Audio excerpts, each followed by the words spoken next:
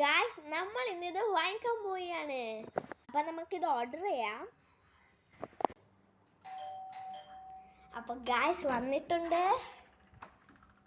വാവ്, നമുക്കിത് പൊളിച്ച് നോക്കാം. വാവ്,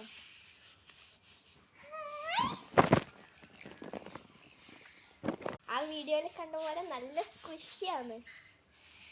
ഓ, അപ്പം നമുക്കിതിൻ്റെ ഷേപ്പ് മാറ്റാനാവും കേട്ടോ. ഓ, ഇത് താഴോട്ട് വെക്കാം.